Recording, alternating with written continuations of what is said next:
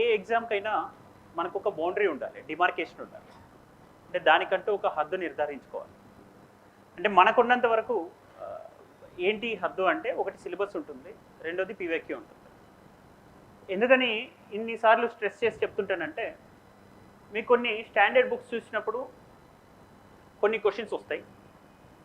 Second demarcation ఏంటంటే, PYQs చూసినప్పుడు అందులో కొన్ని క్వశ్చన్స్ వస్తాయి. ఎలా వస్తాయి అనేది చూడడానికి మీకు ఒక చిన్న ఎగ్జాంపుల్ చూడండి.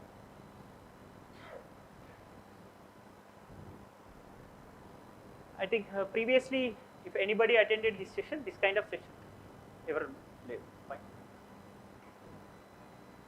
Just మీరు చూడొచ్చు. ఇప్పుడు కొన్ని స్టాండర్డ్ బుక్స్ మీరు చూస్తే, this is from NCERT, but this question is not from NCERT.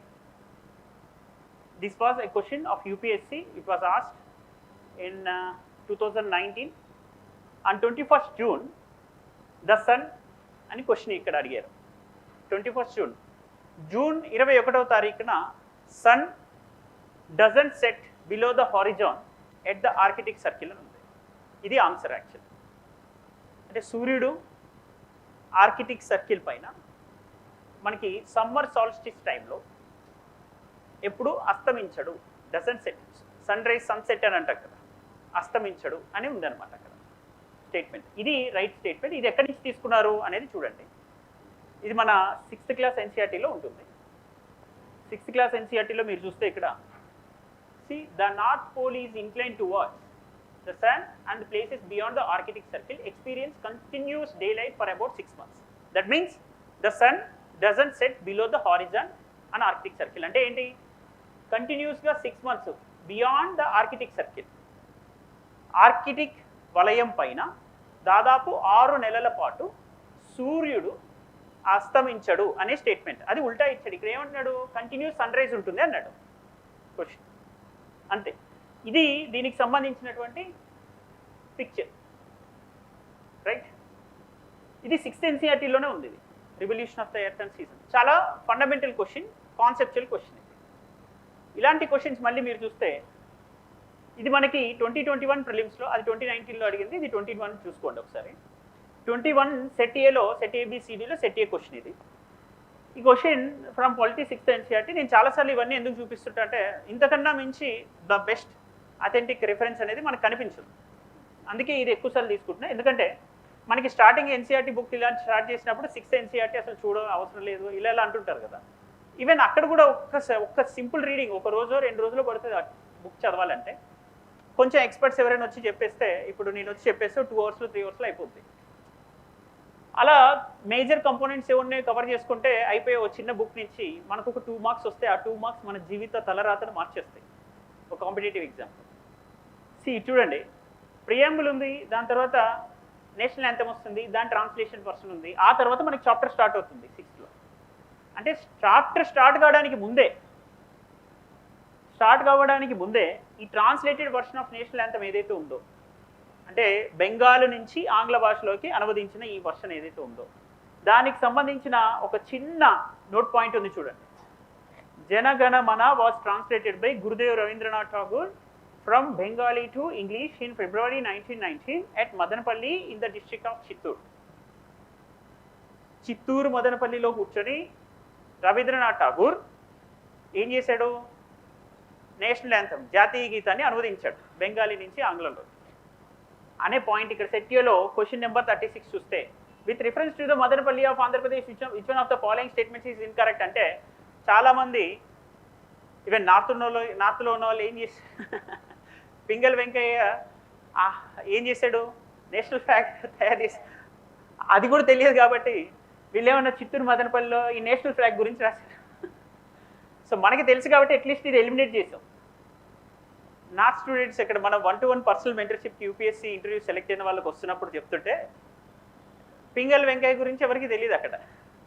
So వాళ్ళు ఏమనుకున్నారంటే ఆ స్థాయిలో ఉన్నారు. బట్ వాళ్ళు ఇక్కడ సింపుల్ లాజిక్ ఏముందంటే, క్వశ్చన్ చూడండి ఇక్కడ, Rabindranath Tagore translated national anthem from Bengali to English here. ఒక్క అక్షరం, ఈ చీమంత అక్షరాల్లో నుంచి ఒక అక్షరం కూడా మార్చకుండా యథాతథంగా దాని ఫాంట్ సైజ్ పెంచి ఇచ్చాడు అంతే, మిగతాది ఏం మార్చలేదు. ఇలా అంటే ఇక్కడ కూడా ఇచ్చిన ఈ statement continuous day light for about 6 months అన్నదాన్ని కంటిన్యూస్ సన్సెట్ ఉంటుంది అన్నాడు అంతే. దాన్నే యథాతథంగా ఇందాక సినోనిమ్ని ఇప్పుడు యాంటోనిమ్ ఇచ్చాడు కదా. సో ఇలా చూసుకుంటే ఈ బూర్జహాం అనేది ఒక ప్లేస్, అక్కడ పిట్ హౌసెస్ ఉంటాయి, అంటే బాగా చలేస్తుంది ఆ ప్లేస్లో. ఏ ప్లేస్? కాశ్మీర్, ప్రెసెంట్ డే కాశ్మీర్లో. ఆ ప్లేస్లో చలి బాగా వేస్తున్నప్పుడు ఏం చేస్తారు? ఇప్పుడు డాగ్స్ ఏం చేస్తాయి? గొంతు తవ్వుకొని ఉంటాయి కదా వెచ్చదనం కోసం, అదే పని చేస్తారు, పిట్ హౌస్ అంటారు. ఆ పిట్ హౌస్ ఉండే ప్లేస్ అంటారు. దానిలో రాక్ కట్ స్ట్రెయిన్స్ ఉన్నాయన్నాడు. అక్కడంతా మంచిగా ఉంది, అది కూడా హిమాలయాలో గ్రాఫైట్ పైన వచ్చినాయి. అలాంటిది అది ఆ గనేట్ రాళ్ళు ఉన్న ప్లేస్లో ఈ రాక్ కట్ స్ట్రెయిన్స్ కట్టేశారంటున్నాడు మంచి ప్లేస్లో. బూర్జహాం అనేది ఎక్కడుందో తెలిస్తే అయిపోద్ది కదా, అక్కడే కొంచెం కామన్ సెన్స్ ఎలిమినేట్ చేసుకోవచ్చు. సరే, ఈ ఎలిమినేషన్ టెక్నిక్స్లో ఇదొకటి ఏంటిది? Archaeologist have found traces of huts or houses at some sites. For instance in Burzahom in present day Kashmir people build pit houses అన్నాడు. ఇక్కడ ఇది ఏం చేసుకోవచ్చు? మనం ఎలిమినేట్ చేసుకోవచ్చు. ఇది ఎన్నో పేజ్లో? 18వ పేజ్లో, 6th క్లాస్లో అప్పుడే స్టార్ట్ అయింది ఆ పుస్తకం. ఓకే, ముక్కు పొచ్చలారని ఏది 6వ తరగతి పుస్తకాన్ని అప్పుడే, ఇంకా కనీసం మినిమం వయసు కూడా దాటలేదు దానికి, ఈ లోపే క్వశ్చన్ స్టార్ట్ చేసేసారు. అంటే మీకు ఇక్కడ ఇంకా లాజిక్ చెప్తాను. ఇక్కడ చూడండి, ఈ క్వశ్చన్ 36th క్వశ్చన్ కదా. సోషల్ సైన్స్లో ఏం చేసుకున్నాడు? ఫస్ట్ సివిక్స్ బుక్ తీసాడు ఎగ్జామినర్, ఇట్లా ఓపెన్ చేయగానే అది కనిపించింది, అది ఇచ్చాడు. నెక్స్ట్ 36th సెట్ ఏ, 21 ప్రిలిమ్స్ కదా. నెక్స్ట్ చూడండి 37th క్వశ్చన్ సెట్ ఏ. ఫస్ట్ ఏం చూసాడు ఎగ్జామినర్? 6thలో సివిక్స్ ఉంది, ఆ సివిక్స్ అంటాం కదా, అక్కడ పాలిటీ అన్నాం కదా. సరే, పాలిటీ, హిస్టరీ, జాగ్రఫీ, ఎకానమీ పుస్తకాలు ఉన్నాయి. ఆడి ముందు ఆ కట్టల్లో ఫస్ట్ 6th కనిపిస్తుంది, పైన 10th కనిపిస్తే 10th తీసేవాడు. అవి కూడా ఉన్నాయి, చాలా ఉన్నాయి, దాచామని చెప్తుంటా కదా అట్లా. 10th కూడా అట్లే ఉంది. ఇప్పుడు వాళ్ళు 6th ఫస్ట్ పెట్టినట్టున్నాడు సెట్, ఉల్టా పెట్టిండో ఇట్లా పెట్టిండో. పెట్టిన తర్వాత అలా అన్ని 6th ఫస్ట్ పైన కనిపించినట్టున్నాయి. 6th తీసి డైరెక్ట్ స్టేట్మెంట్ కింద శ్రీమంత్ అక్షరం ఉంది, కొడుకులు ఇది ఎవడు ఆన్సర్ చేయలేడు, చలో అని ఇచ్చాడు అంతే. 37th క్వశ్చన్ ఏం చేశాడు? 37 పాలిటీ తీశాడు. నెక్స్ట్ ఏం తీసినాడు? హిస్టరీ తీశాడు. తీసిన తర్వాత క్వశ్చన్ నెంబర్ ఇక్కడ 18 బూర్జహాన్ ఉంది, ఇక్కడ ఉంది, చలో ప్రెసెంట్ డే కాశ్మీర్ అని కూడా చాలా మంది తెలిసిందో తెలియకపోదో, చలో వేసేద్దాం. అంటే వాడికి ఏముంది బ్రెయిన్లో? సెట్ ఏ క్వశ్చన్ పేపర్నే బీసీడీకి జంబుల్ చేసి ఇచ్చాడు. డీకోడ్ చేసామా ఎగ్జామినర్ని? సెట్ ఏ క్వశ్చన్లో ఏం చేస్తున్నాడు? ఆ 1 to 100 క్వశ్చన్స్ తయారు చేసి ఇస్తే, ఆ 1 to 100 క్వశ్చన్స్ని ఏం చేశాడు? ఫస్ట్ 20 క్వశ్చన్స్ సెట్ డీలో లాస్ట్ 20 ఉంటాయి, సెట్ బిలో మధ్యలో 20గా ఉంటాయి. అవి 51 to 70 ఆ ప్లేస్లో పెడతాడు అంతే. అంతమించి ఏం చేయాలి? జంబుల్ చేసి. వాళ్ళ దగ్గర ఏముంది? ఫైనల్గా బిడ్ బ్యాంక్ ఉంది. ఆ బిడ్ బ్యాంక్లు ఏమున్నాయి? ఇప్పుడు పాత కమిషన్ దగ్గర బిడ్ బ్యాంక్ ఉంటే అందులో నుంచి తీసి ఇచ్చారు, అవన్నీ ఇప్పుడు డిలీట్ చేశారు. ఎందుకంటే బిడ్ బ్యాంక్ ఎక్కువ మందికి షేర్ చేశారు, అందరూ చదువుకుంటారు కదా, అది ఇప్పుడు అది డిలీట్ చేసి మళ్ళీ కొత్త బిడ్ బ్యాంక్ తయారు చేస్తున్నారు. వాళ్ళు తయారు చేయాల్సిన అవసరం లేదు, ఆల్రెడీ యూపీఎస్సీ దగ్గర బిడ్ బ్యాంకులు అవి కూడా ఇవ్వచ్చు. ఎలాగో ఇచ్చారు కూడా, మొన్న టీఎస్పీఎస్సీ పేపర్లో కూడా ఫస్ట్ టైం ఇచ్చిన పేపర్లో ఇవే క్వశ్చన్స్ సేమ్ ఇట్లనే అప్పుడు ఎక్స్ప్లెయిన్ చేశారు. సరే, ఇక్కడ ఈ క్వశ్చన్స్ చూస్తే ఇప్పుడు ఇందాక నేను చెప్పిన దాంట్లో ఓకే చూడండి, నేను అటు చూస్తే మీరు చూడక్కర్లా, మీరు ఇది చూడండి, నాకు అది కంఫర్ట్. ఇది చూడండి, ఇక్కడ ప్లేసెస్ కల్సి అని హైలైట్ అయింది ఎల్లో మార్క్తో, ఆన్లైన్ వాళ్ళకి కూడా కనిపిస్తుంది అనుకుంటున్నా. సో జౌగడ బాగా టెక్నాలజీ గట్టిగా నేర్చుకున్నా అక్కడ ఢిల్లీకి వెళ్ళాక, ఎందుకంటే ఇట్లా ఇస్తే మీకు చిన్నపిల్లలు చెప్పినట్టు ఉంటుంది, చాలా లాజికల్గా చెప్పినట్టు ఉంటుంది, ఈజీగా గుర్తు కూడా ఉంటుంది. వీళ్ళు చూడండి, ఇది 6th క్లాస్ ఎన్సీఆర్టీలో ఉన్నది ఈ పిక్చర్. ఇది 6th ఎన్సీఆర్టీలో ఉందా? ఏది లొకేషన్స్ ఉన్నాయి చూసారా? లొకేషన్స్, ఆ లొకేషన్స్ ఇక్కడ తోప్రా, కల్సి, మీరట్, బార్పూర్, నెక్స్ట్ దౌలి, జోగాడ, ఎర్రగుడి, బ్రహ్మగిరి, మస్కి, ఇవన్నీ కనిపిస్తున్నాయి కదా. ఇవి కనిపిస్తున్నవి అక్కడ ఉన్నాయి చూడండి.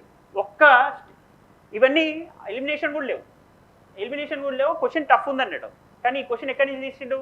6th క్లాస్ ఎన్సీఆర్టీ మాత్రమే కాదు, ఇది themes in Indian history part 1 12th NCERT రెండిట్లో ఇచ్చాడు. 6thలో ఉంది ఆ మ్యాప్, 12thలో కూడా ఉంది. ఇక్కడ ఏం చేశాడు? Only 1 pair, only 2 pairs, only 3 pairs, how many of the అన్నాడు, విచ్ ఆఫ్ ద అబో అలా. అంతకుముందు ఎట్లుండేది? ఓన్లీ 1, ఓన్లీ 2 అన్నప్పుడు విచ్ ఆఫ్ ద అబో అంటే ఎలిమినేషన్ ఆప్షన్ ఉండేది, ఇప్పుడు ఎలిమినేషన్ తీసాడు. తీసేయడం అనుకుంటున్నాను టఫ్ అని, కానీ వాడు సోర్సెస్ మార్చలేదు, సోర్స్ అదే ఉంది. ఏమన్నాడు ఇక్కడ ధౌలి, ఎర్రగుడి, జౌగడ కలిసి ఒక్కటైనా పక్క నుంచి తీసిచ్చాడా?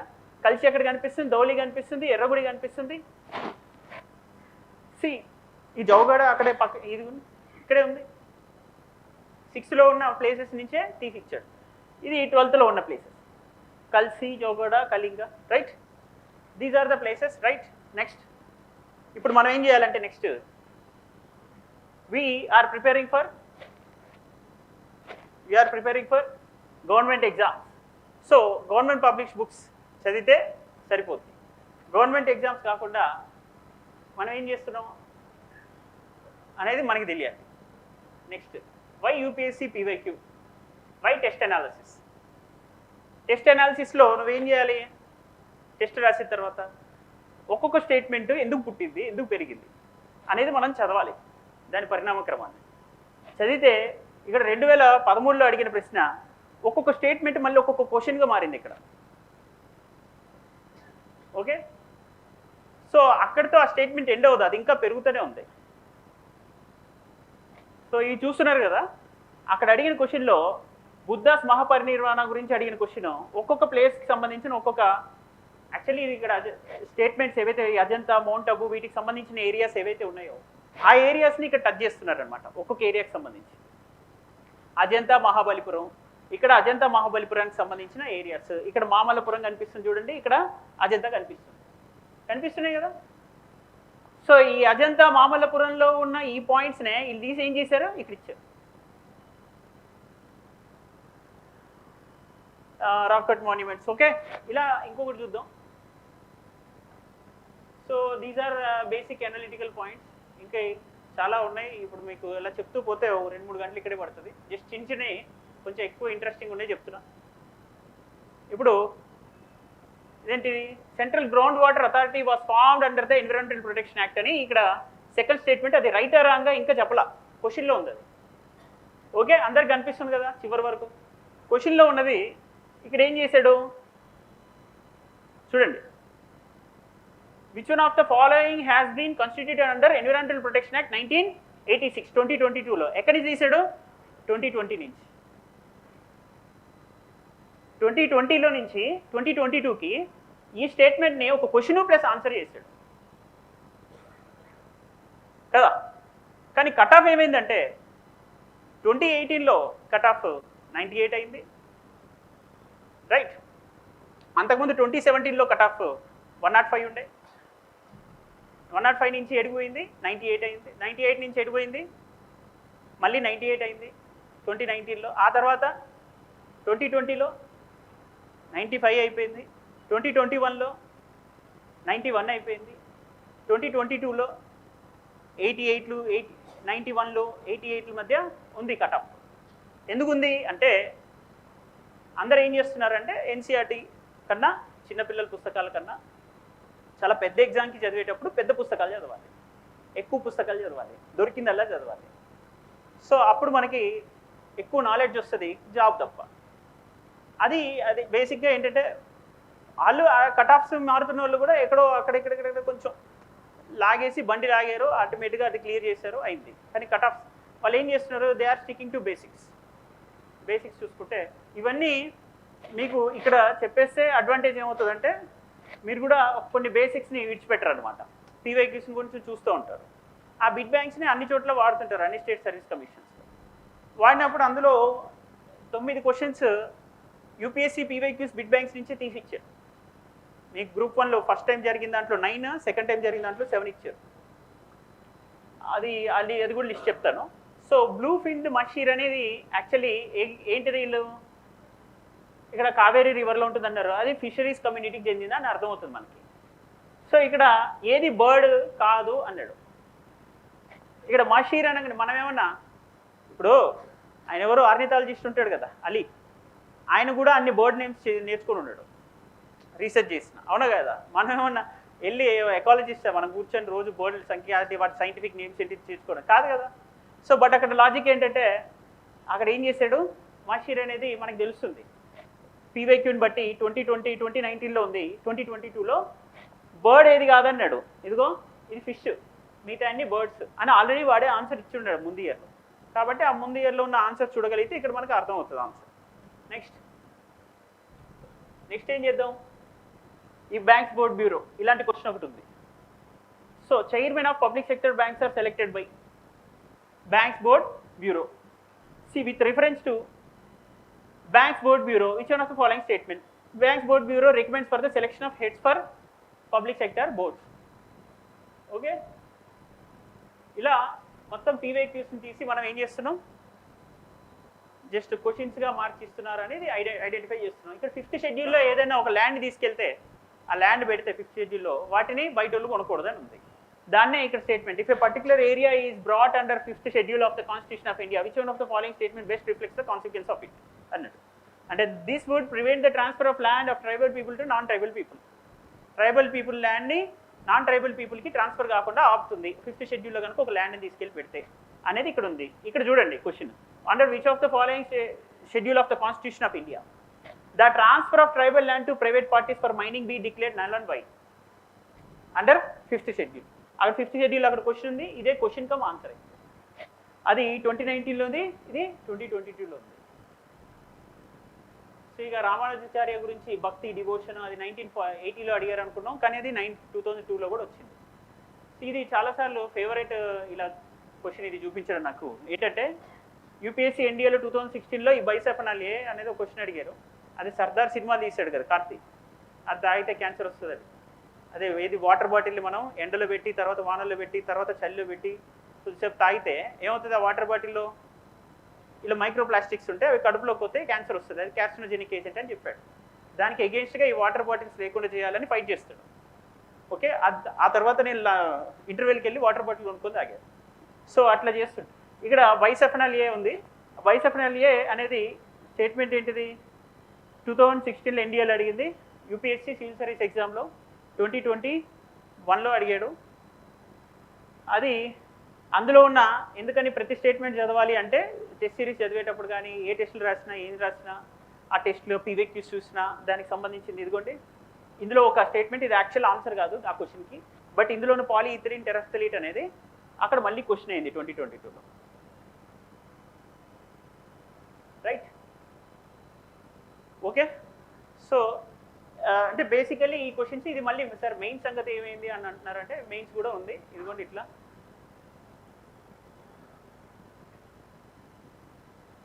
ఎస్, ఇలా మెయిన్స్కి సంబంధించి సోషల్ రిలీజియస్ రీఫార్మ్ మూవ్మెంట్కి సంబంధించి క్వశ్చన్స్ అన్నీ ఎట్లా వచ్చినాయో మీరు చూసుకుంటే, అడిగిన క్వశ్చన్ తిప్పి మళ్ళీ అడుగుతున్నారు. కాబట్టి మనం దానికి సంబంధించి ఒక 20 కీవర్డ్స్ తయారు చేసుకుంటే అదే ఆన్సర్ వస్తుంది.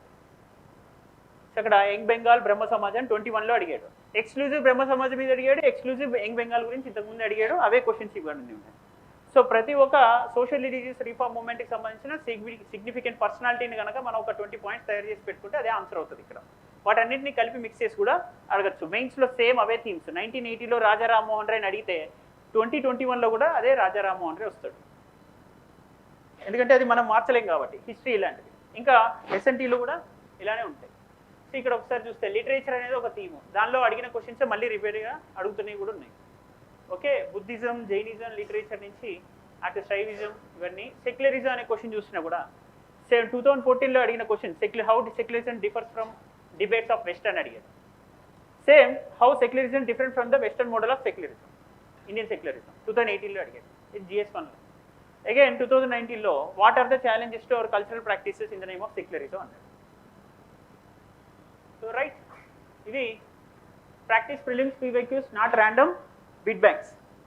దొరికిన బిట్ బ్యాంక్ అలా చదవకుండా ఫస్ట్ గవర్నమెంట్ తయారు చేసిన బిట్ బ్యాంక్ చదవండి.